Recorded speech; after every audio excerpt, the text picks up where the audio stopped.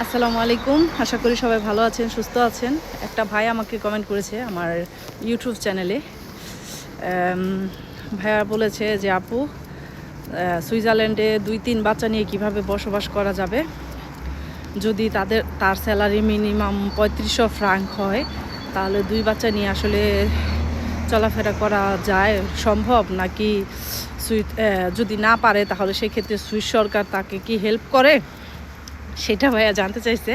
হ্যাঁ, সুইজারল্যান্ড অবশ্যই একটা এক্সপেন্সিভ কান্ট্রি, এটা কম বেশি সবারই মোটামুটি ধারণায় আছে। কারণ এখানে অনেক বাংলাদেশিরা আছে, তাদের টুকটাকি লাইফস্টাইল অবশ্যই তারা তাদের সোশ্যাল মিডিয়াতে শেয়ার করে বা বিভিন্ন সূত্রে সেটা জানা যায়।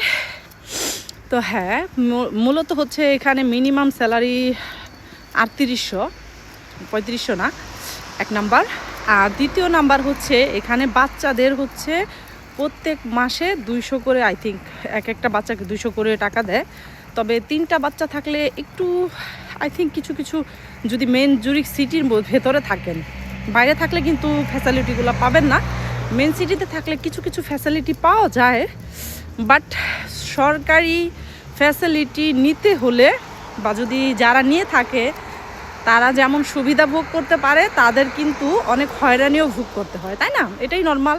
কারণ একটা দেশে মানে এত একটা উন্নত একটা দেশে আপনি ভালো স্যালারিতে কাজ করতে পারছেন, সেই জায়গায় যদি আপনি বসে বসে খেতে চান সরকারি সাহায্য নিয়ে, সেক্ষেত্রে আপনাকে তো অবশ্যই কিছু ভোগান্তির মধ্য দিয়ে যেতেই হবে। এটাই নর্মাল, এটাই স্বাভাবিক।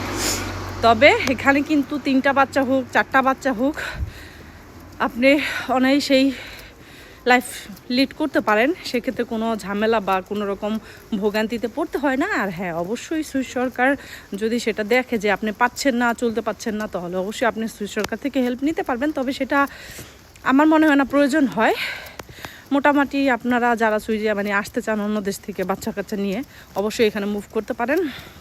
3টা বাচ্চা থাকলে মেন সিটিতে থাকলে সুবিধা পাবেন কিছু। আর এখানে বাসা ভাড়াটা সবচেয়ে বেশি টাফ, বাসা পাওয়াটাও টাফ, বাসাটাও অনেক এক্সপেন্সিভ।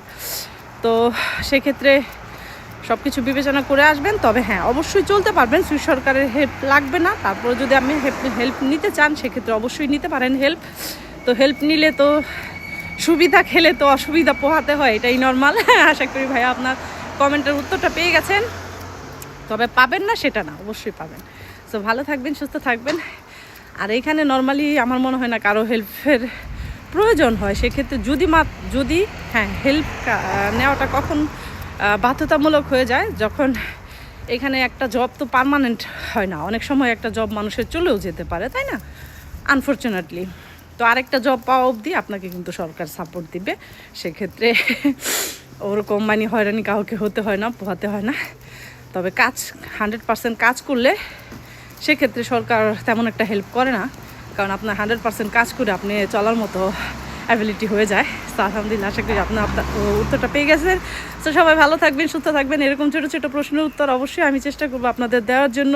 ভুল ত্রুটি অবশ্যই মানুষ মাত্রই ভুল, ক্ষমা দৃষ্টিতে দেখবেন। আল্লাহ হাফিজ, আসসালামু আলাইকুম।